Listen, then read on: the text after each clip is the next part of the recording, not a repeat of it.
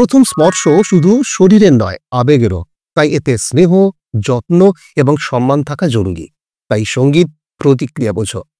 প্রথম স্পর্শের পর সঙ্গীর মুখের অভিব্যক্তি, শারীরিক ভাষা লক্ষ্য করো। সে স্বাচ্ছন্দ্যবোধ করছে নাকি অস্বস্তিতে আছে। যদি সে স্বাচ্ছন্দ্যবোধ না করে, তাহলে তার মতামতকে অবশ্যই গুরুত্ব দাও। খোলামেলা কথা বলো। প্রথম স্পর্শ নিয়ে একে অপরের অনুভূতি জানতে চাও। যদি সঙ্গী স্বাচ্ছন্দ্যবোধ না করে, তাহলে আলাপে স্বচ্ছতা থাকাটা খুবই গুরুত্বপূর্ণ। সম্মতি ছাড়া নয়। প্রথম স্পর্শ তখনই স্পেশাল যখন সেটা পারস্পরিক সম্মতির ভিত্তিতে হয়। কেউ যদি স্বাচ্ছন্দ্যবোধ না করে, তাহলে তাকে বোঝার চেষ্টা করো এবং কোনোভাবেই জোর করা বা চাপ দেওয়া একদম উচিত নয়। কোমলতা বজায় রাখো।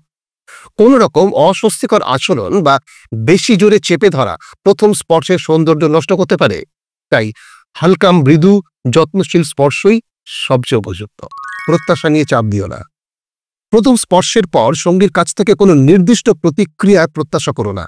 সবাই আলাদা, তাই তার নিজস্ব অনুভূতিকে সম্মান করো। সমস্ত গোপন প্রশ্নের উত্তর নিয়ে প্রতি শুক্রবার নতুন পর্ব।